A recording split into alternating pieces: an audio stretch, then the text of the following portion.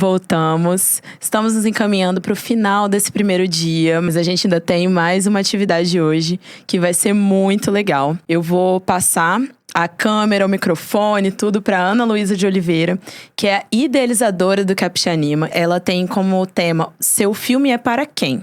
Entendendo a linguagem e o mercado do seu público-alvo. Ela é comunicadora, produtora, coordenadora de projetos criativos de animação.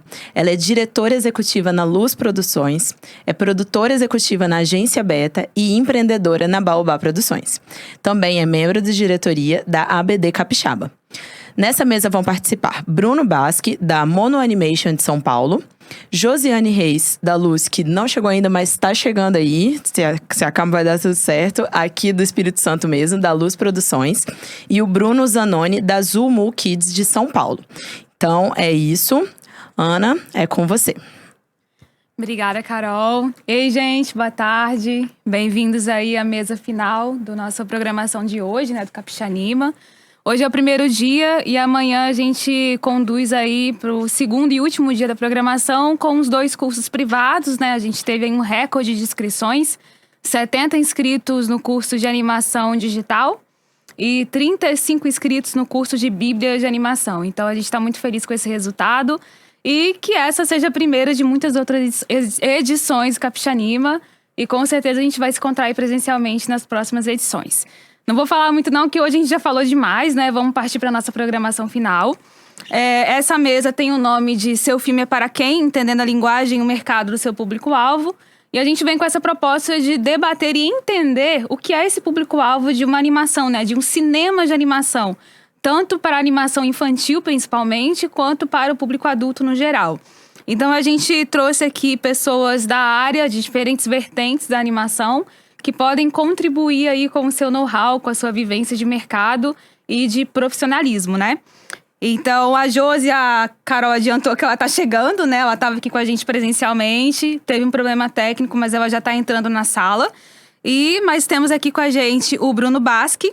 O Bruno, ele é animador, diretor criativo e produtor na Mono Animation, formado em publicidade e direção cinematográfica, trabalha há 18 anos com o mercado de animação e CGI.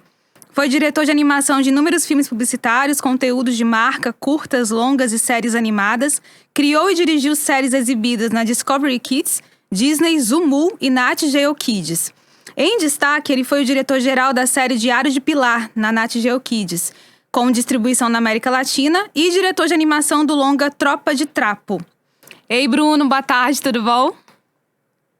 Boa tarde, Ana. Boa tarde, pessoal. Um prazerzaço estar aqui, muito feliz. Bem-vindo. Também vou chamar aqui com a gente o Bruno Zanoni. Ele é bacharel em rádio e TV com pós-graduação em estratégias de programação de TV. Ele é completamente apaixonado por conteúdo, estratégias de produção, atuou na área de aquisições, produção, programação estratégica e operações de diversos veículos, como Eco TV, TV+, Record TV, Canal 21, e nos últimos 7 anos esteve à frente da gerência de programação, exibição e planejamento estratégico da Band.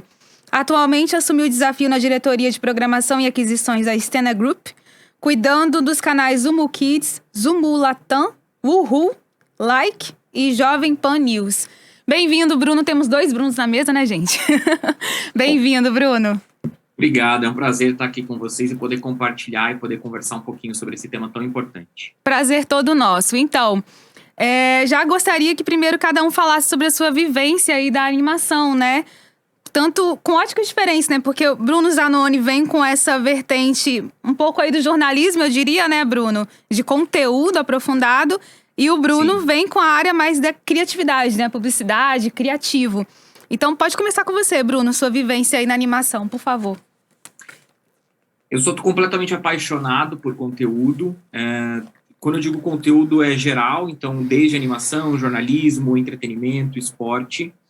E agora eu estou nesse novo desafio, agora no Zumu Kids, que é exatamente montar uma nova grade de programação, dando oportunidade para os produtores de animação brasileiro e mergulhar neste mundo, onde a gente possa procurar bons conteúdos, boas animações para exibição dentro do nosso canal. Para mim, mexer com animação é uma coisa, vamos dizer assim, mais recente. Na Band eu tive um pouquinho vamos dizer assim, dessa experiência com alguns desenhos pontuais, mas não agora formando uma programação 24 horas de desenhos, né? Então, para mim, está sendo uma experiência incrível. A partir de outubro agora, a gente faz uma mudança na grade de programação do Zumu. A gente está lutando para ter 100% da nossa programação com produtos nacionais. Então, a gente está fazendo, vamos dizer assim, uma migração, tirando de aos pouquinhos o conteúdo enlatado, o conteúdo latam ou conteúdo gringo, e construindo a nossa grade de programação com a presença maçante dos produtores independentes brasileiros, para que seja o nosso diferencial e a gente possa abraçá-los com todo carinho e como eles merecem. Aí, gente, olha a oportunidade. Tá chegando, hein? Bruno Basque, por favor, fale um pouco aí da sua trajetória na animação. Muito legal o que o Bruno falou. Vamos lá, eu aqui do lado um pouco mais do produtor independente, né? Eu sou o Bruno, diretor criativo da Mola Animation, sou sócio dos sócios e fundador. Agora eu tô conseguindo ouvir. Opa. Agora a Jane tá escutando. Bom, enfim, aí eu tô há 20 anos na área de animação, né? Meio que começando, acho que 20 anos, durante esses 20 anos mudou muito o cenário, né? As oportunidades também mudaram muito bem. Eu acho que teve uma coisa que eu acho que representa um pouco o que muitos animadores tiveram nessa vivência, quem tem mais de 15 mais assim, de animação, que é trabalhar com versatilidade, de certa maneira, de mercado, né? Porque existiu sempre essa vontade de contar história, né, de entretenimento, mas há 20 anos atrás o cenário era diferente, a gente vivia muito da publicidade.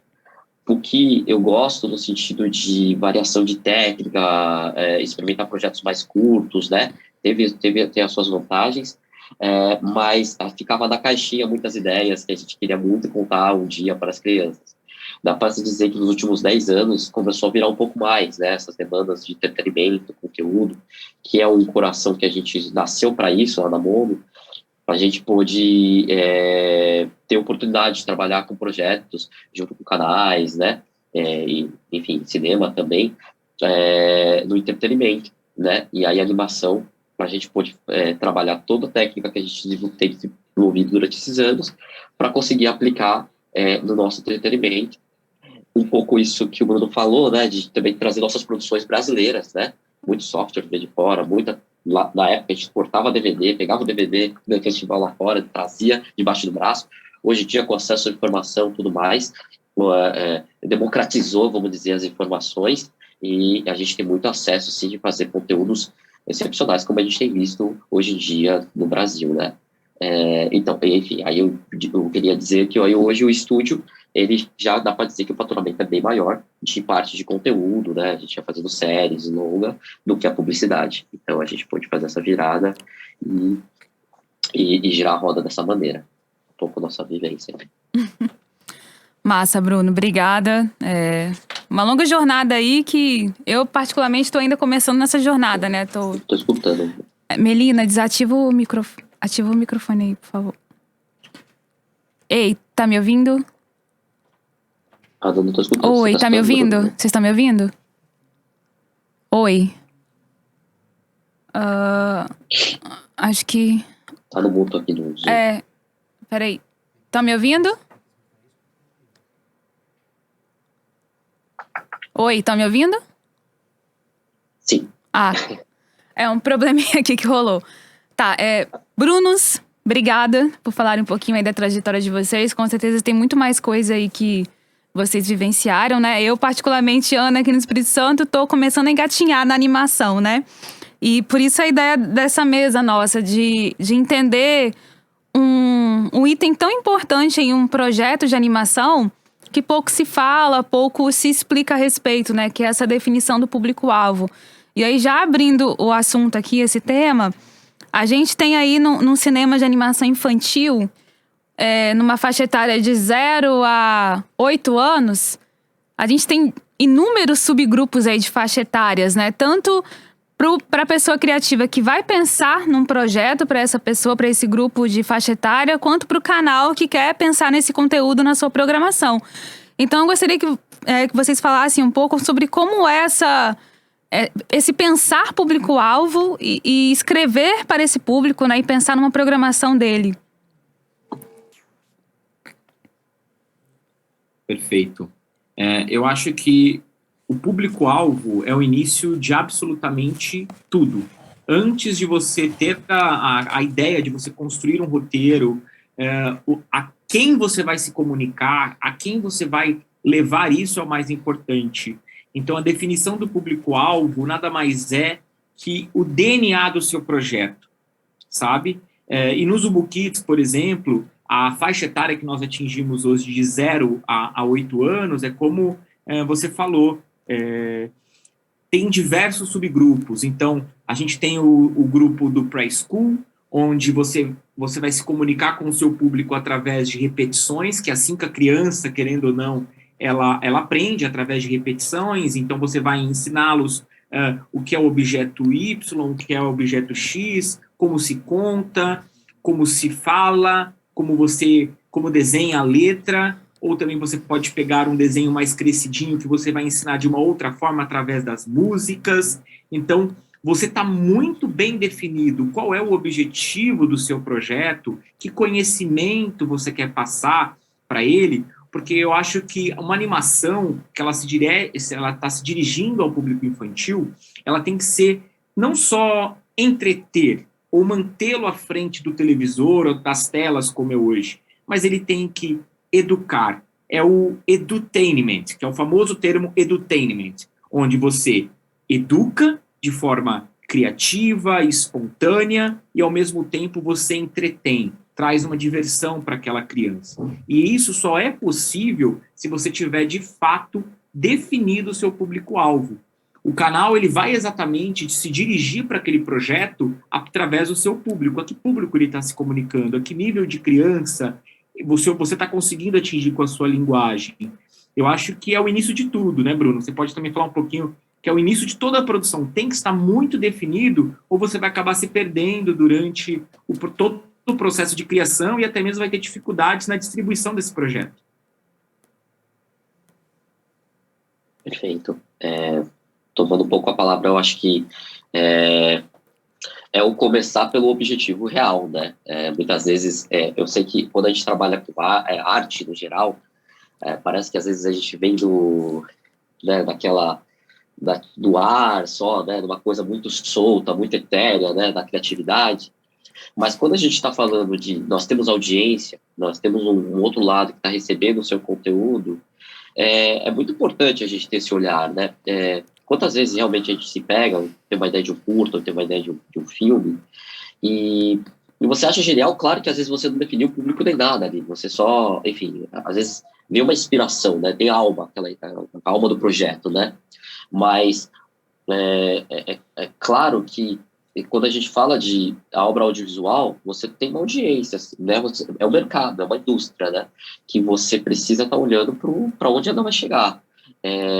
O que eu acho que hoje, do ponto de vista mercadológico, ela se torna... Eu não acho que bloqueie nada na parte criativa, esse é o ponto, né? Ao contrário, você consegue ter até mais clareza. Eu não sei, às vezes eu fico com uma tela muito em branco só, eu vou fazer qualquer coisa para qualquer público. Às vezes eu tenho mais dificuldade de quando eu falo, poxa, eu queria falar com essas crianças de 3 anos, por exemplo. Qual é a característica dessas crianças que tem? O que eu passo no ponto, né? O que é legal segurar, né? Ah, mas o meu roteiro, minha vontade era fazer desse jeito, né? Tá tudo bem, mas o seu público não vai entender, você está fazendo, não é só para você que você está fazendo, né? E isso está relacionado direto com o sucesso do seu projeto, desde o nascimento da Bíblia, né? Porque nós estamos falando de você nascer com um projeto que outras pessoas vão acreditar, porque é uma obra coletiva, né? É uma obra que você vai ter um canal, né? Se for uma série, você vai ter pessoas que vão apostar, roteiristas que vão escrever inspirados, né, acreditando naquela ideia. Com certeza, quando a gente fala de que um dos principais boards lá, quando você vai colocar para quem que é, né, tem um orçamento, tem um que é para quem que é. E isso, com certeza, tem que estar muito claro, muito bem definido, e tudo vai girar em torno disso, né? Por exemplo, o que o Bruno falou é muito importante. É difícil de desvincular o pré-escolar, por exemplo, de uma educação, né? É claro que às vezes a gente, não no seu educativo, não quer ser didático, né? Nós não estamos falando de uma obra, aquela que você vai substituir uma aula, né? Para isso nós estamos aqui na arte de fazer educativo por trás, é quase intrínseco à infância, é o que os pais esperam, as crianças absorvem, né? De um jeito muito legal de transmitir, mas ao mesmo tempo é isso. Nós estamos falando de uma arte, ao mesmo tempo, o como você vai dar a importância da educação, o quanto você vai dar o entretenimento, e que, sim, é possível você casar as duas coisas. Eu gosto muito, na verdade, quando a gente trabalha desse tipo de conceito, principalmente quando a gente fala até 8 anos, né? Enfim. Perfeito. Primeira reflexão. Não, perfeito. Porque, assim, vocês falam um monte de coisa aí, eu já fui montando aqui a linha de raciocínio. Porque a gente está falando de um público que não está com desenvolvimento nem motor, nem psíquico, nem emocional totalmente desenvolvido, né? Totalmente pronto, preparado. Criança, a primeira infância, a gente está nesse processo de desenvolvimento e amadurecimento. Então, a gente tem que pensar num conteúdo que não só alimente esse desenvolvimento dela, né? Esse processo de crescimento, como também a respeite no seu tempo de crescimento, né? E aí essa questão da gente pensar num projeto, na Bíblia desse projeto, para uma primeira infância, é o que Bruno Basque falou muito bem. A gente tem que delimitar o público, porque não é fazer um filme, uma série para um público de 0 a 8 anos. Porque não dá para você falar do mesmo jeito para essas pessoas diferentes, né? É realmente determinar a faixa etária e pesquisando, porque isso vai determinar o seu personagem, o enredo da história narrativa e também os traços, né, Bruno? Como que você vai desenhar para esse público, né? Como que é essa diferença mesmo? Agora vamos partir para o prático aqui. Como que é desenhar para uma criança que vai de 2 anos e uma criança de 5 anos, né? Dando um comparativo aí. Boa. Eu acho que quando a gente entra numa questão artística, enfim, só somando um pouco mais, quando a gente fala o pré-escolar, até o pré-escolar é amplo, né? A gente tem até o upper preschool, né? Ou até 3 anos, que já muda também. Quando a gente fala de traço é uma coisa, mas assim, é um conjunto da obra, né? A gente está falando de ritmo também, né? Nós estamos falando da repetição, né? Como o Bruno falou, nós estamos falando do bidimensional, né? A importância não só da técnica, mas no sentido de no bidimensional eu consigo entender, né? Claro, até 3 anos, né? Nós temos formas que possam ser identificáveis, né? Ou temos formas muito complexas, né? O ritmo que isso é mostrado, o movimento em si. Alguns animadores iam achar, poxa, essa animação tá meio debaixo d'água. Às vezes a gente brinca um pouco com isso. Mas às vezes tem um lado proposital da animação ser um pouco mais tranquila, né? O espaço dela, o ritmo. Isso às vezes a gente conta quando a gente vai bater 3 anos. O que pode irritar uma criança de 5 anos. Você vai perder ao mesmo tempo. Então, assim, para você, como envolve a obra como um todo, enfim, toda a diretriz que você vai dar, né? Musicalidade também, falas. A gente evita fazer um diálogo muito extenso, né? Fala, passa a bola. Aí a criança às vezes não pegou inteiro. Isso é muito importante ser mais conciso e objetivo, além das palavras de vocabulário mais tranquilas, né? Que mais? Evitar montagem paralela, por exemplo, é uma coisa super importante. A gente está acostumado no audiovisual e no mundo paralelo. Nós estamos numa cena, enquanto isso, o fulano de tal está indo fazer tal coisa. A criança às vezes não tem, ela tem uma linearidade, né? Ela está indo para um caminho e acontece coisa, é o straight ahead do acontecimento. Se você vai e quebra, vamos ver o que está acontecendo agora. Enquanto isso, no bairro tal, é complicado para muito pequenininho. Mas, quando pega 6, 7 anos, já começa a pegar melhor, né?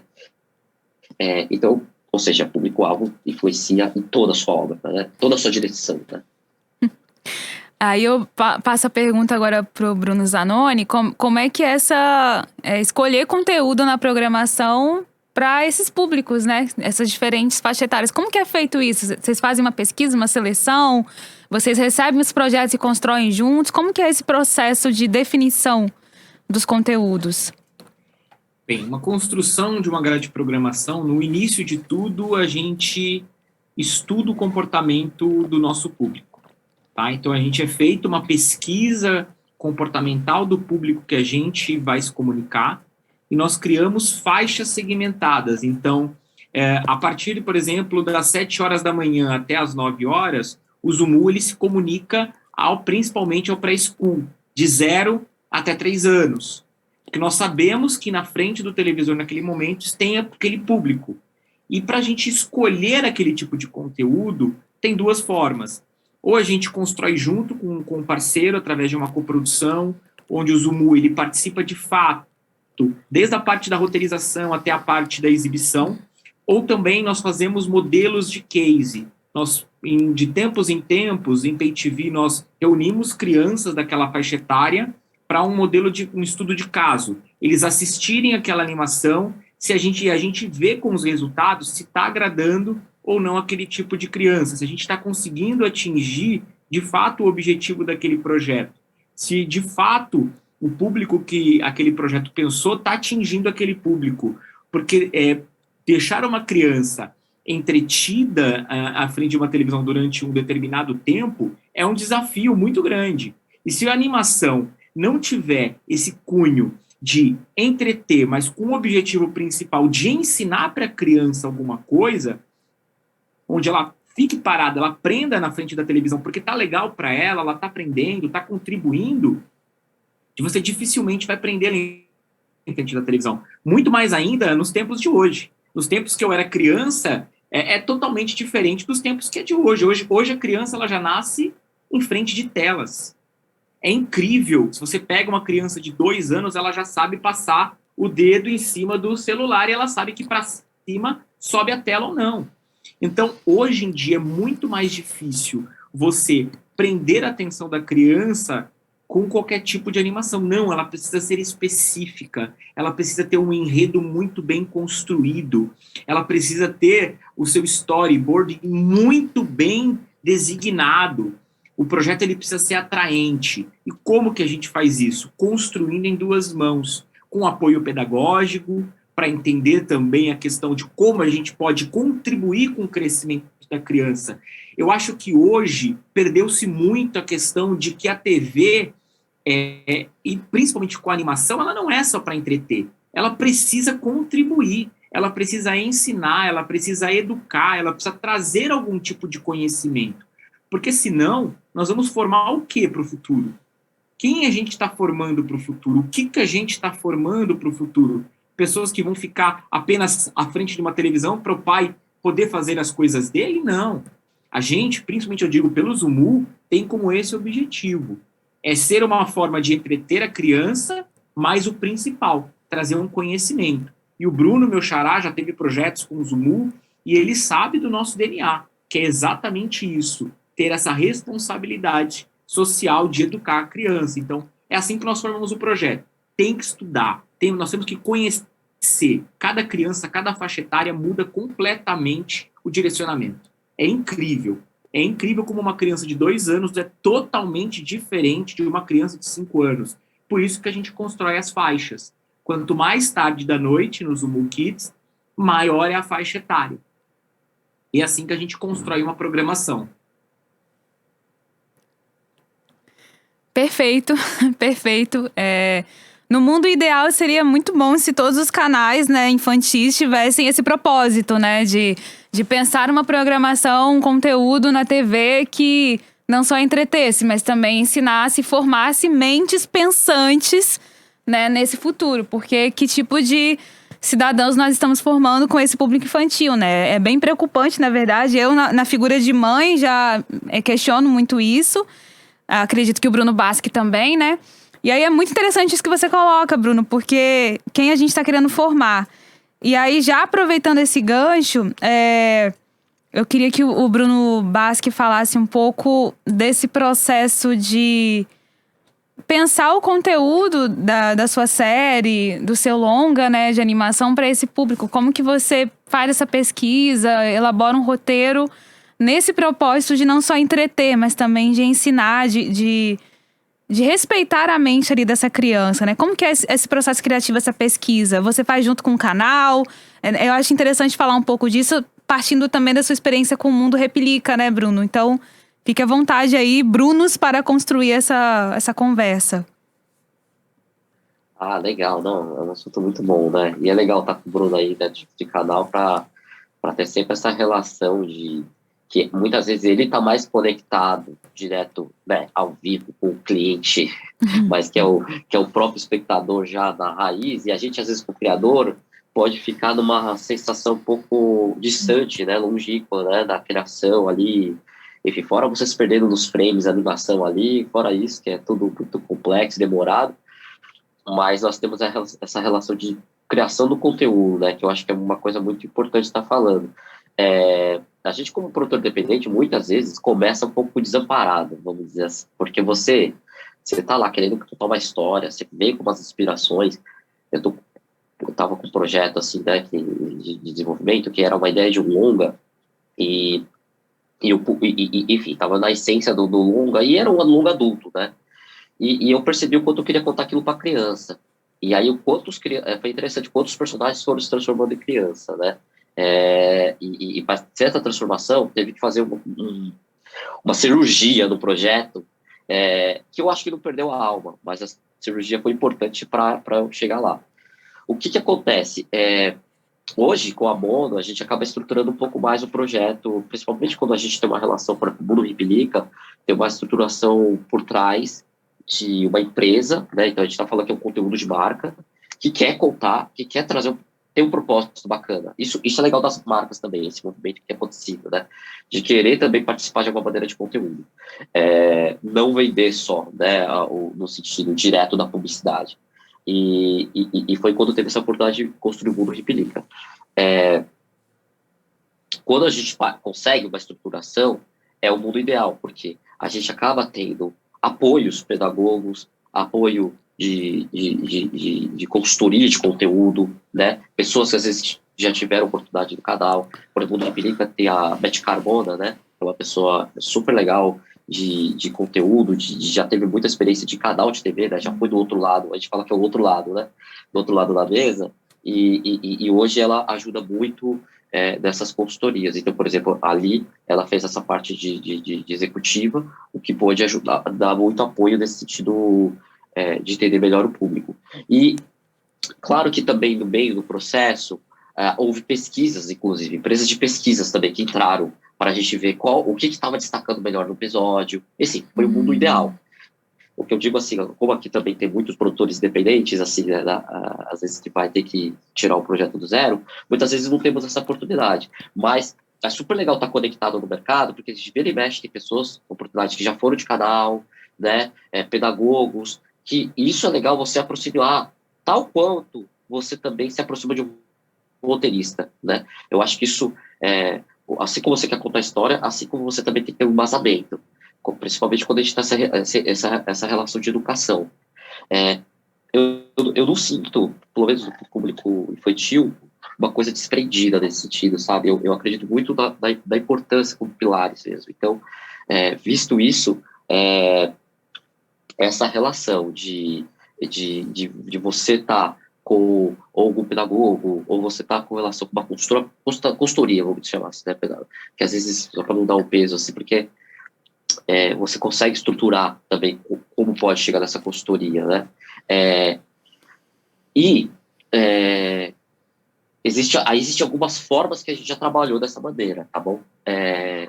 Muitas vezes desde no começo do nascimento, dar um parecer geral, ou dar um parecer geral do público que você está querendo mostrar, depois você dá um parecer junto com sinopses, já transmitindo um pouquinho, né? Para ver o que acende com o pessoal de pedagogia, e também essa conexão também com alguém de canal, né? Porque isso daí é difícil a gente também separar muito, sabe? Cada um é um pilar, porque um invade um pouco o outro, né? Você sabe que é bom para criança porque o canal viu a reação boa de quando, pela estratégia que ele teve na programação, né? Que às vezes soma o pedagogo. Às vezes o pedagogo vem num olhar muito, já tive vivência disso de roteiro, fala, putz, mas isso aqui também não tá ficando tão legal. Tá começando a ter umas coisas engessadas por falta de experiência roteirística, né?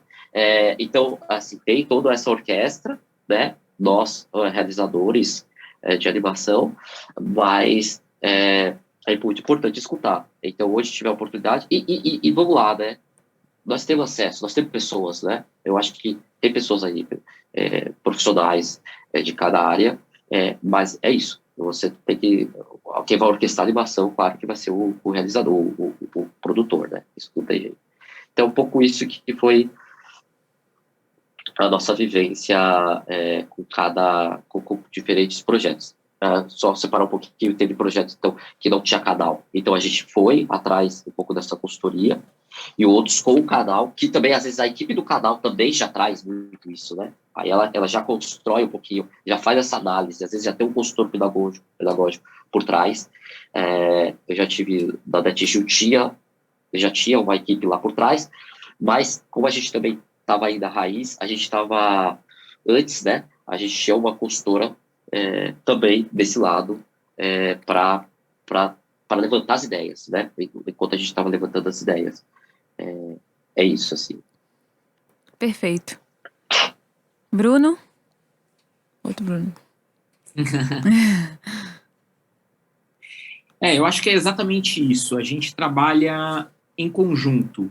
Tanto o produtor quanto o canal, eles trabalham em conjunto para construir um produto ideal para aquele público com apoio pedagógico.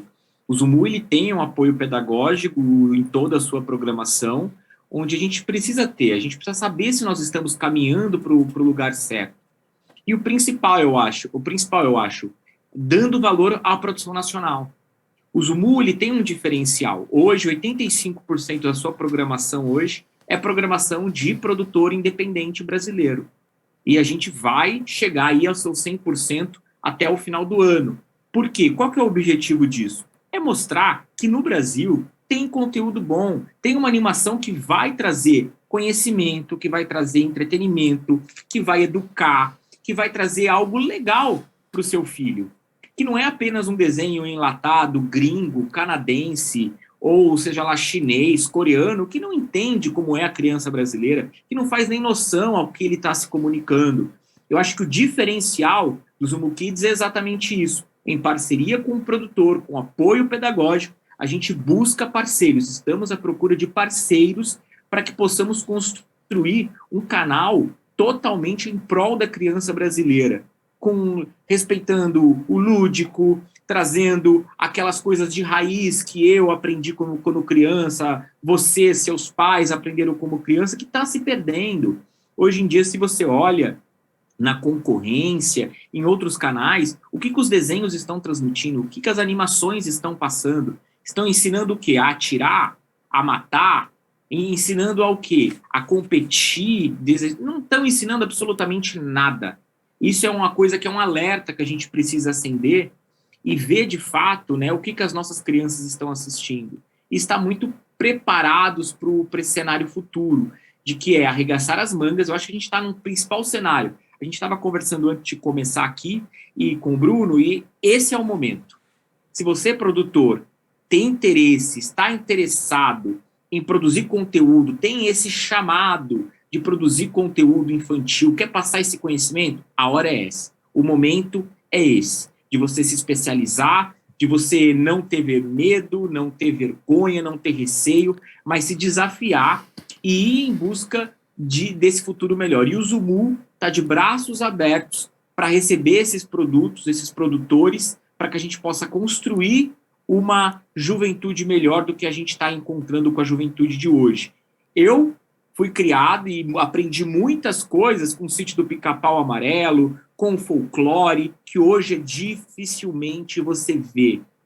Esqueça, TV aberta não vai dar mais oportunidade para ter uma programação infantil, a não ser a TV educativa, que é a TV Cultura. Isso é muito grave, a gente precisa ter produtos bons para passar para os nossos filhos, para passarem para os nossos netos, e a gente ter a tranquilidade que a gente está fazendo a nossa parte. Então é mais ou menos isso, é a gente construir juntos. O Zumu, o emissor, a TV, ela sempre trabalha em parceria com o produtor. Você nunca vai ver o produtor falando uma coisa e a exibição e a TV falando outra. Elas trabalham em sinergia. Essa fala foi quase um discurso, Bruno, muito perfeito. Mas é muito lindo isso, porque realmente, né? A minha infância eu ainda tinha esses desenhos, né? O Sítio do Pica-Pau Amarelo, tinha essa referência, e depois foi se perdendo para totalmente animações gringas. Isso é muito grave, como você disse. A gente não tem um conteúdo que fala das nossas raízes, da nossa ancestralidade, né? Da nossa realidade brasileira. E aí, pegando esse gancho, como que é para o canal e para a produtora independente pesquisar isso, né? Como que a gente insere a realidade e a vida da criança nos desenhos? Como fazer isso? Como que é esse processo de inspiração? A gente vai ali na vizinha, na rua do bairro e sonda... A gente faz um estudo comportamental somente com o canal. Como que a gente pode explorar essa possibilidade no processo criativo, lá no planejamento desse projeto?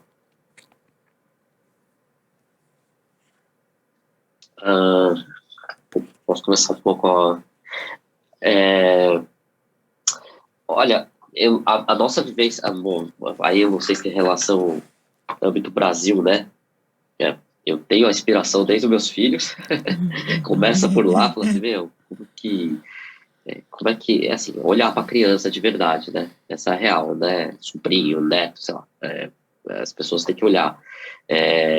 Eu faço até olhar na escola, né? Eu sou parceiro da coordenadora da escola, que eu fico vendo quais são os hábitos que estão acontecendo aí. Me fala aqui, do ponto de vista... que você está encontrando vilão? Eu fiz umas perguntas. Eles estão falando de vilão, sabe? Eu faço perguntas básicas, assim. Como que você estimula a criatividade, né? Hoje em dia tem muito tipos de ensinos hoje, né? De abrir a cabeça. E eu acho que anda muito junto, né? Em vários sentidos na infância, né? A gente, por oportunidade, assim, participa de eventos, né? Participa de festivais, tudo. E a gente acaba escutando muito, né? A palestra do pedagogo, enfim, eu acho que teve muita fonte nisso, né, para falar a verdade, é só para não dizer que também tem uma coisa sistematizada, né, a gente fica antenado, sabendo, saiu um livro da geração alfa ali, a gente foi lá, assistiu a palestra, vimos o livro, pegamos o livro, fizemos pergunta direto pro criador lá esqueci o nome dele, né, mas e a gente fica tentando entender o que é o comportamento, qual a tendência do comportamento deles novos, né? O que essa intensidade de telas vai gerar para essa geração? A gente fica querendo saber, né? Fica se alimentando desse público, falando mais do público infantil até. Mas, então esse conhecimento não está vindo só de uma fonte.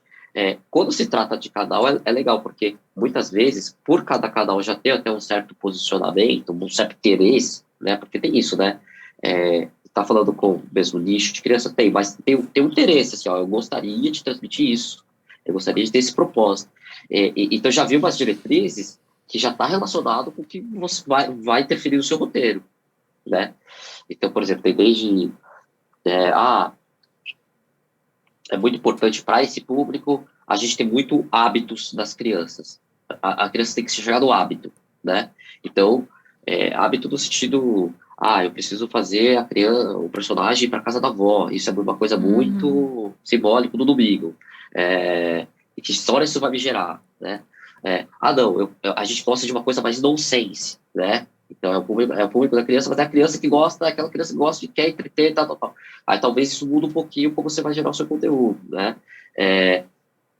O ponto é que eu acho que a minha sensação é que nem o canal, nem você... ficaria confortável se você acha que algumas diretrizes não estão levando para a essência do que você queria do conteúdo. Você sente que está fora, sabe? Mas geralmente isso acaba, enfim, até chegar um positivo, sim, vamos lá, vamos fazer juntos, né? Com o canal, com certeza já passou por essa triagem, essa conexão para onde estão indo, né? E isso, com certeza, não é que está mudando o comportamento de um lugar para outro, mas existe uma importância maior, né? Quem está intermediando, a importância de como que eles enxergam o público deles, né? E isso às vezes interfere no seu roteiro, como você está trabalhando. No ponto eu fiz situações com canal ou sem canal, enfim. Né?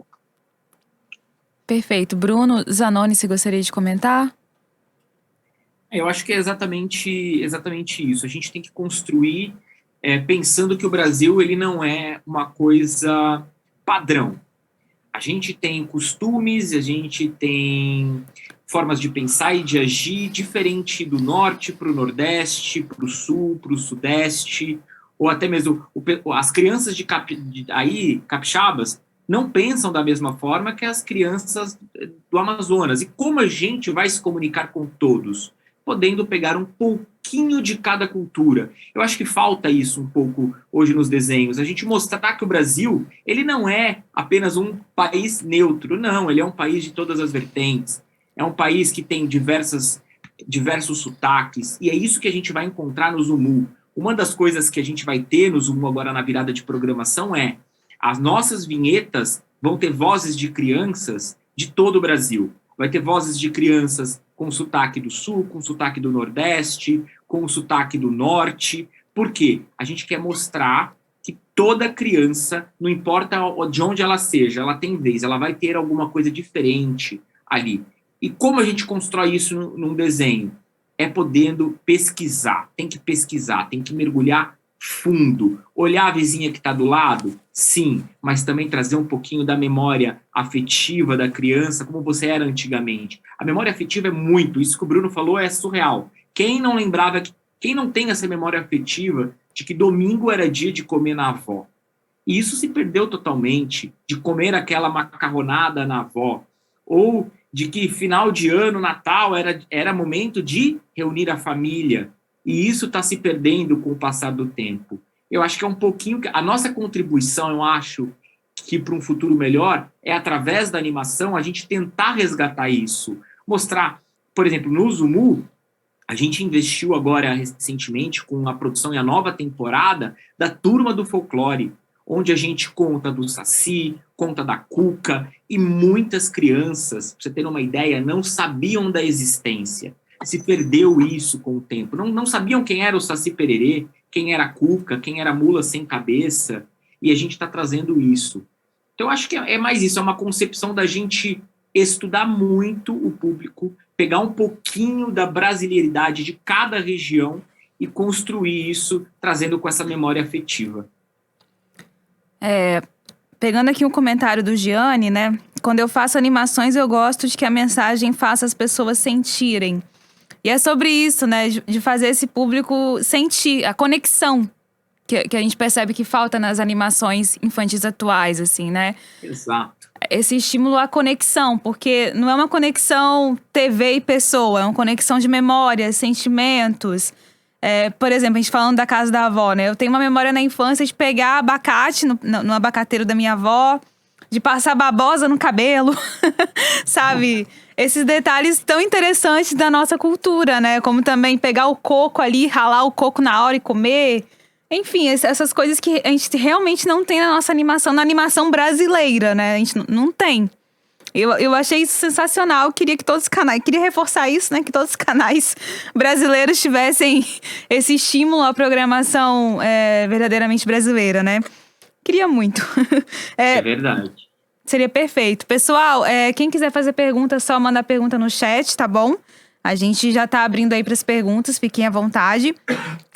Queria passar agora pro Basque, que a gente trocou ideia ontem, né? Sobre o Mundo Ripilica, que já tá na 3ª temporada. E aí eu queria que você compartilhasse um pouco desse desafio, eu diria, de como adaptar a linguagem e a narrativa em 3 temporadas diferentes, né? Porque se a criança começou a acompanhar com 5 anos de idade a primeira temporada, agora na 3ª ela pode estar com o quê? 7, 8 anos de idade. Aí já muda completamente tudo, né, Bruno? Muda completamente tudo. Eu acho que assim, a gente de conteúdo, quando a gente está falando do pré-escolar, principalmente, a gente sabe que vai ter uma vivência mais curta com aquela criança, né? O que não quer dizer que ela não quer dizer que não tem afetividade, não quer dizer que, mesmo que ela passou do target, ela às vezes assiste muitas séries conseguiram fazer isso, né? Assiste pela zona de descanso, assim, eu quero assistir de novo,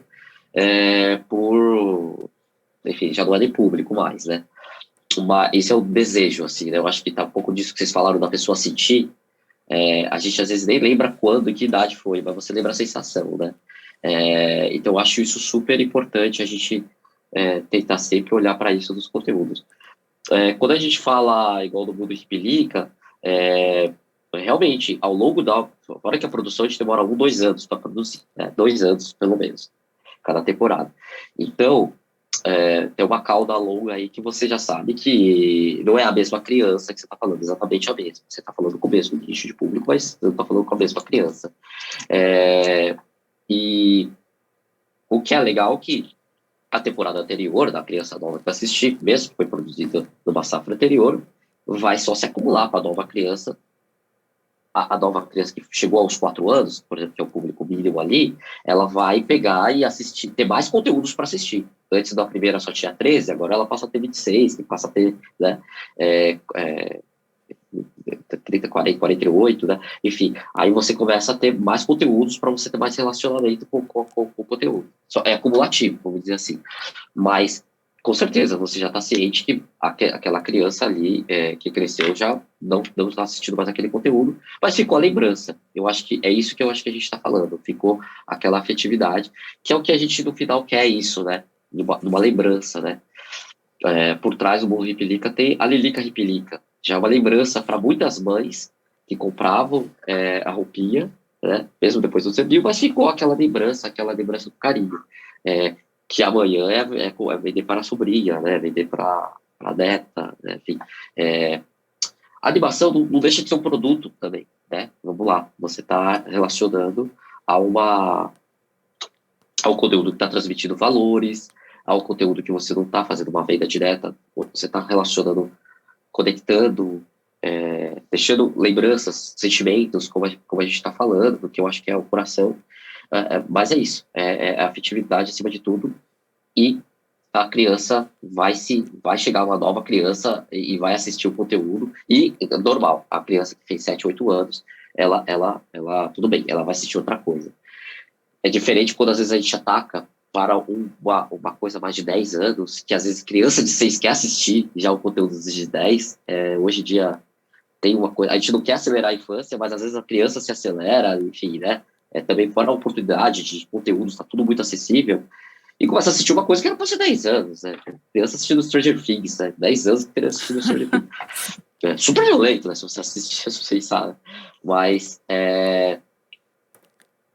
e aí sim você amplia mais. Mas eu acho que quando a gente fala do público 8 menos, assim, o nicho é menor, assim, sabe? O conteúdo, você realmente perde aquela criança de assistir. Bora para assistir para a nova geração. Né? A gente tem uma pergunta aí, Melina? Não? Tem uma pergunta, gente. Calma aí.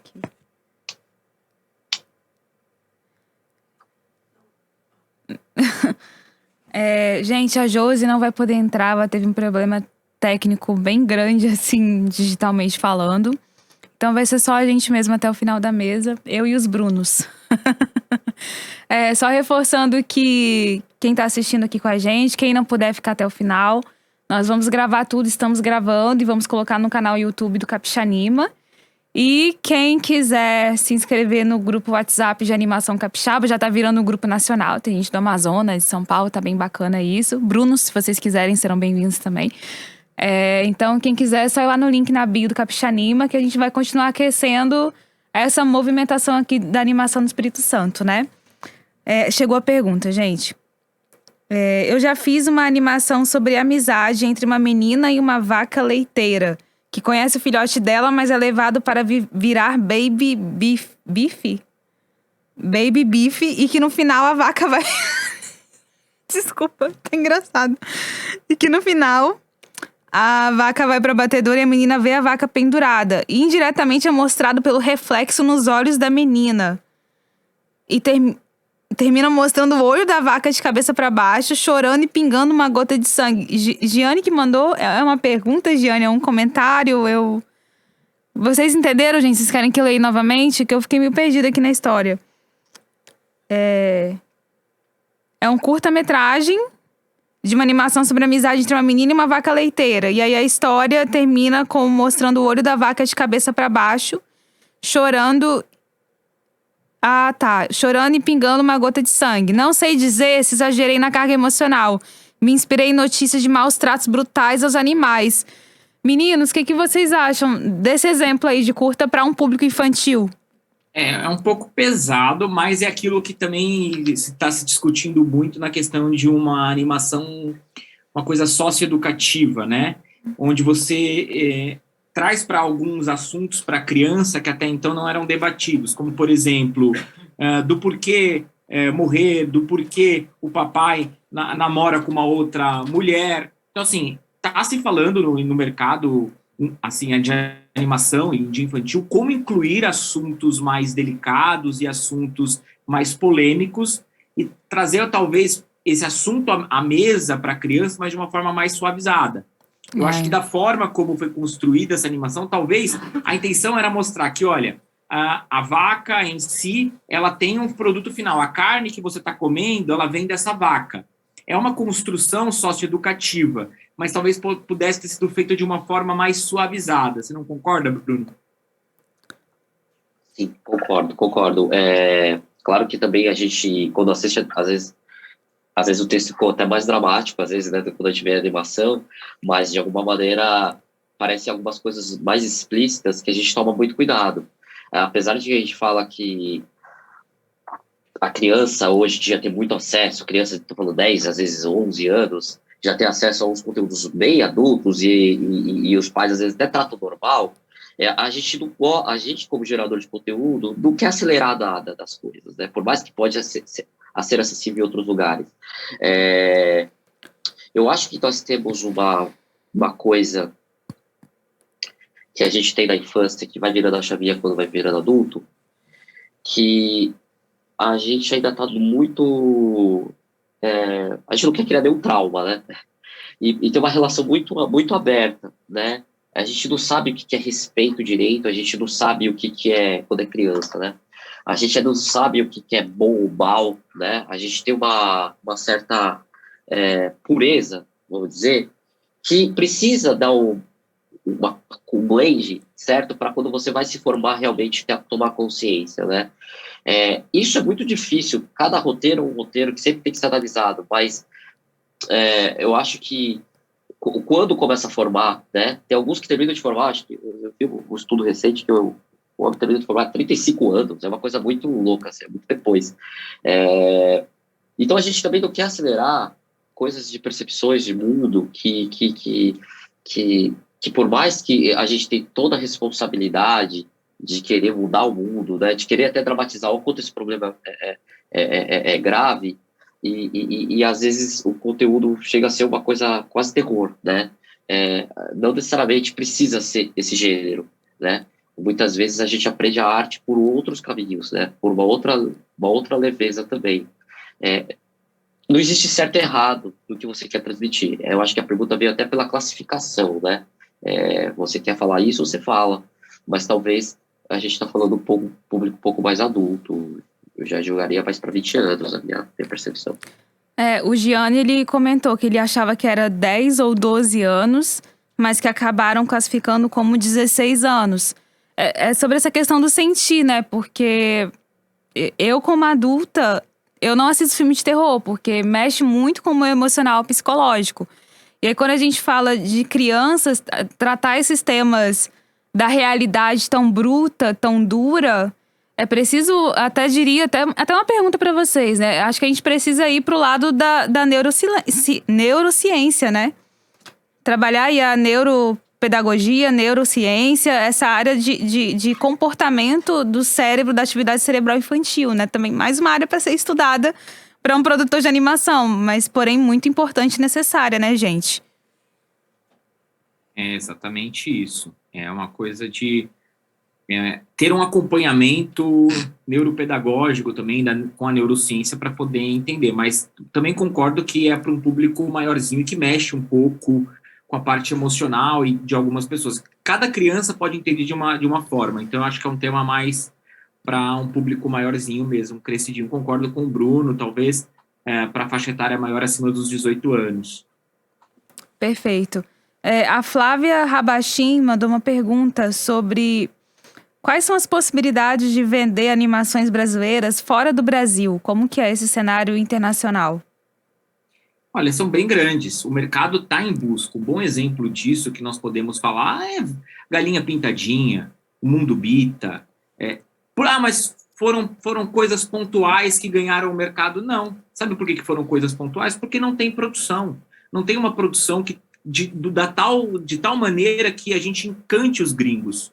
A gente tem que passar e parar de ter essa mania de apequenar as nossas produções nacionais. Eu acho que a gente precisa valorizar em primeiro momento o que nós temos. Tem grandes chances. Tem um mercado chinês imenso, um mercado asiático, a procura de animações. No canal mesmo Zubu Kids, a gente participou de negociações para o mercado asiático, o mercado chinês, que lá vocês sabem que não é qualquer animação que entra, já está regulamentada pelo governo chinês. E nós conseguimos levar uma animação brasileira, 100% brasileira, para o território chinês. Existe a oportunidade? Existe a janela? Sim. O que está faltando é produto bom. Produtores que estejam, de fato, interessados a se tornar um case de sucesso mundial, como Galinha Pintadinha, Mundo Bita, como Peixonauta e assim por diante. E qual que é o caminho para um produto bom, gente? Bruno? Bom, eu acho que assim, é difícil achar uma fórmula, né? Acho que precisa estar antenado no mercado, de fato, né? Para a gente poder sempre estar olhando, assim, quando a gente fala de público-alvo, eu estava até comentando ontem, né? Quando a gente fala de mercado, a gente vai vender de público-alvo, a gente às vezes fala também do público-alvo distribuidor, canal, quem está intermediando para realmente olhar para o seu conteúdo com o devido carinho.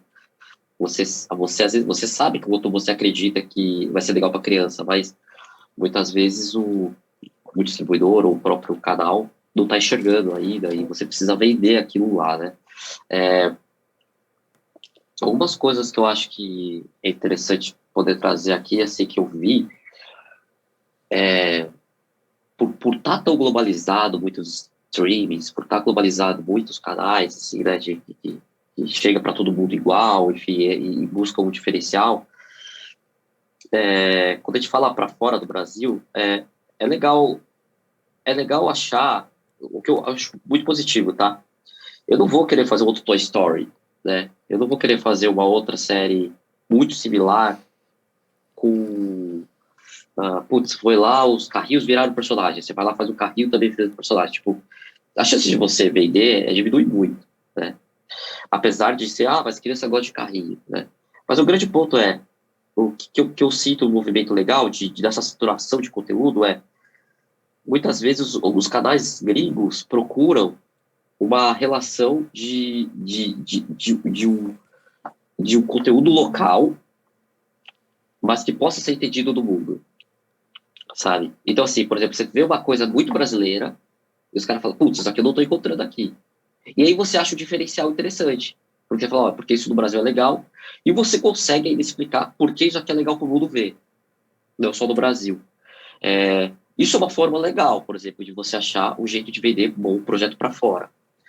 Eu já vi, ao mesmo tempo, falando da China, a gente, o Multiplica até foi para lá. A gente já vê alguns distribuidores lá de atrás, porque eles têm sede de conteúdo. Eles querem toda hora conteúdo de fora. Claro que muitas vezes eles querem conteúdo pronto, que às vezes torna um pouco difícil no sentido de você ter produzido, né?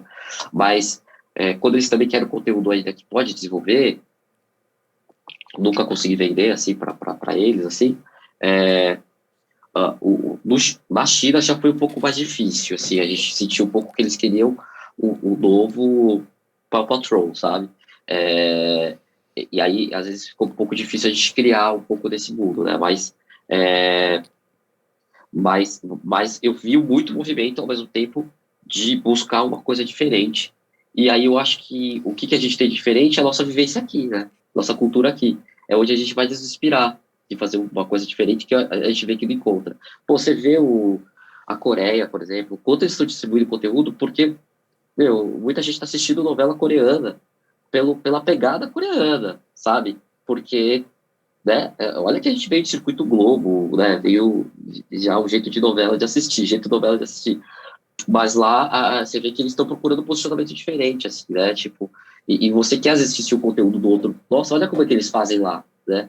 A animação eu acho que é a mesma coisa. Você conseguir encontrar uma coisa interessante local e que você possa falar com o mundo, sabe? Eu acho que isso aumenta muito a chance e você conseguir ter sucesso para fora. A autenticidade, né, Bruno? A autenticidade, um projeto autêntico é o que mais alcança as pessoas, porque tá falando de uma verdade, né? Uma realidade verdadeira. Gente, tem mais uma pergunta aqui, 2 perguntas que chegaram, só que o Bruno Zanoni tá precisando ir embora, ele tem um compromisso agora, ele vai precisar se despedir. Bruno Basque, você vai ter que aguentar essas 2 perguntas, tá bom? Mas é coisa simples, tô brincando. A gente conversa junto, né? Enfim, Bruno Zanoni, muito obrigada pela sua presença, representando aqui o canal Zumu Kids. É uma grande honra ter você aqui participando, né? Topou esse convite nosso. Tá digitalmente aí, mas ano que vem, nas próximas edições, a gente espera você aqui presencialmente, você e Bruno Basque. Muito obrigada pela sua participação e por toda essa opinião, esse conceito e conteúdo que você compartilhou com a gente, essa vivência da animação de canal, né? Obrigada mesmo, um forte abraço e até a próxima. Eu que agradeço a oportunidade e, mais uma vez, eu faço um apelo para vocês que estão assistindo. Saiam da zona de conforto. Vamos abraçar o mercado da animação. Vamos começar a produzir coisa boa, coisa brasileira, coisa nossa, coisa que vai transmitir a brasileiridade não só para quem está aqui no Nossas Crianças do Brasil, mas no mundo. Porque nós precisamos pensar nas nossas crianças do amanhã. E é sim, através de uma animação, que nós vamos fazer a nossa contribuição. É um prazer estar com vocês e, é claro, deixo aqui o convite para todos estarem acompanhando a programação do Zumu Kids. Está disponível em todas as operadoras de TV por assinatura no Brasil. Isso também é uma forma de mostrar o quanto o canal é preocupado. Então, nós estamos nas grandes operadoras quanto nas menores operadoras, diferente dos nossos concorrentes. A gente ama a animação brasileira e estamos de portas abertas para recebê-los. É um prazer estar com vocês e até o próximo evento. Um abraço, Bruno. Obrigada. Gente, Tchau, pelo tchau. amor de Deus, tá? Vamos escrever projeto, tá bom? O Edital Secult tá chegando aí. Aqui o Edital Secult do Espírito Santo. Então, por favor, vamos pensar em projetos de animação brasileiros, capixabas. Precisamos levar nossa cultura aí, nosso comportamento pra TV. Obrigada, Bruno. Bruno Basque, sobrou você. Ok, tranquilo. Então, a gente tem aqui 2 perguntas simples. Eu vou primeiro chamar da Giane. É uma dúvida, na verdade, da sua fala, né? Qual foi a animação brasileira que foi pra China? Foi a Replica, né, que você falou. O Bolo Replica está sendo exibido lá, na China. Isso. Alguma outra animação sua da Mono Animation foi pra lá? Tem algum projeto em andamento? Não, só esse. Só a Replica. E só para vocês saberem, tá? Foi em eventos, assim, também, né?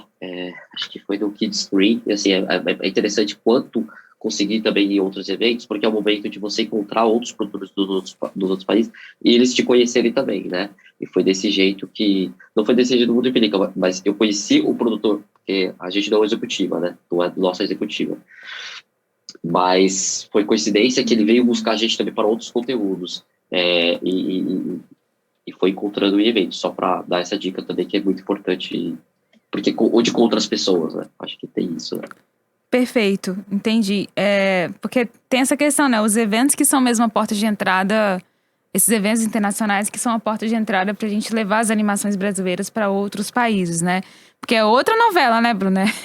São outras etapas aí, outro rolê. Outro rolê. A Eliene Soares, uma pergunta bem interessante.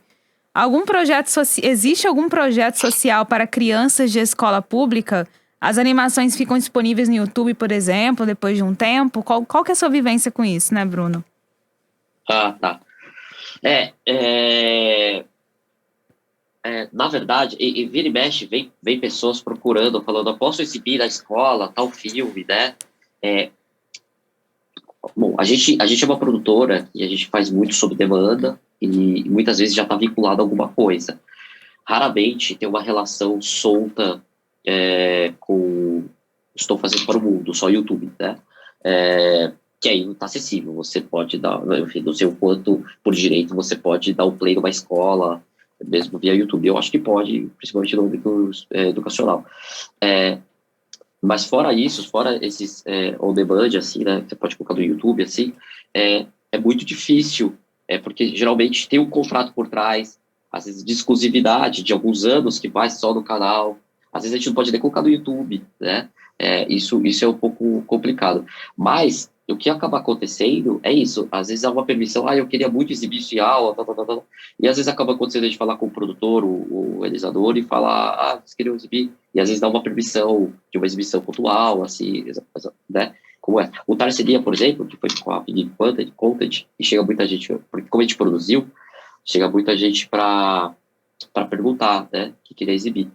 E foi um momento muito complicado, porque teve o lançamento do cinema, não podia exibir das escolas ainda, porque senão queima um pouco a parte mercadológica de cinema, e aí depois ia entrar, eu acho, se não me engano, ele tá da Amazon, ia entrar contrato de Amazon, né? Então, acaba complicando sair exibido em outros lugares. Geralmente, a não ser que você às vezes consiga uma liberdade muito contratual, né? Por exemplo, vou dar um exemplo, você às vezes conseguiu financiar via alguma lei de incentivo, um fundo setorial, que você vai atrás de um canal, o canal está pagando pela produção, assim, você consegue às vezes fazer uma negociação até um pouco mais livre, olha, vou exibir no seu canal, mas eu quero ficar livre para exibir em outros lugares. E aí você consegue essa liberdade. Mas é negociação pura, entende? Porque todo mundo vai querer a sua exclusividade, todo mundo vai querer o seu inédito ali, para forçar as pessoas a assistirem aquele canal. E com exclusividade a gente fala aí de anos até, né? 2, 3 anos, né? Tem toda essa questão aí que é tratada diretamente na hora de fechar o contrato, de negociar, né? Isso aí é de boa. Bom. Exatamente. Perfeito. Então tá bom, Bruno, a gente encerrou as perguntas aqui, as pessoas não estão mandando mais, então eu vou encaminhar para o encerramento, né? Foi bem bacana essa mesa. Eu acho que é isso, né, Bruno? Legal. Bom, queria te agradecer por ficar com a gente aqui até o final, por trazer aí sua vivência da Mono Animation. É muito bacana ter vocês como parceiros desde 2019, né, que eu conheci vocês, a Itamone. Então, somos muito gratos pela parceria de vocês aqui, São Paulo e Espírito Santo, por essa presença na primeira edição do Capixanima, trazer a sua bagagem aí da Mono Animation, de criativo, de produtor. E como eu disse pro Bruno Zanoni, também te espero nas outras edições aqui presencialmente, você e Itamone. Muito obrigada e até a próxima edição. Obrigado a vocês aí pelo convite. Muita força aí para a animação de vocês. Eu acho que tem espaço, só queria deixar essa última fala assim, de espaço. Eu acho que a gente falou muita coisa de brasilidade, de local. Vou mostrar culturas locais para fora, porque eu acho que tem interesse nesse sentido, sabe? E conta comigo na presença das próximas. É sempre um prazer. Muito obrigado aí pelo carinho. Obrigada, um abraço. Gente, obrigada a vocês que ficaram com a gente nessa mesa final de debate. Amanhã a gente tem os cursos, mas quem vai dar todos os recados aí é a Carol, não sou eu não, tá? Obrigada aí vocês, um abraço, bom restante de sábado aí e até amanhã nos cursos. É com você, Carol. Valeu, Ana. Bom, pessoal, chegamos ao final desse primeiro dia desse nosso evento, que foi lindo, foi maravilhoso, histórico. Estamos, sim, fazendo história no mercado capixaba, mercado de animação capixaba. Queria agradecer a presença de todos vocês que ficaram até o final, a presença de todos vocês que participaram do evento de alguma maneira. Amanhã o Capixanima continua, só que somente para as pessoas que se inscreveram nos cursos, tá? Não se esqueçam. E deixa eu ver se tem mais algum recadinho que eu tô deixando pra trás. Acho que não. Queria mais agradecer vocês mesmos. Dizer que no ano que vem a nossa intenção é fazer esse evento presencialmente. Então, pra estar todo mundo juntinho, discutindo, vai ser bem bacana. O Capixanima, ele é uma realização da Luz Produções, com apoio do Funcultura, da Secretaria de Estado de Cultura do Espírito Santo, parceria do FECIM, que é o Festival de TV e Cinema de Muquim, Estúdio Bravo e Comboio Estúdio. Continuem acompanhando a gente nas redes sociais, no nosso Instagram. Se não entrou ainda, entra no nosso grupo do WhatsApp, que tá bombando lá e a gente tá esperando vocês. E a gente queria agradecer e dizer que vocês são a razão pro Capixanima existir. Muito obrigada. Pros inscritos, até amanhã. Pros demais, até o ano que vem.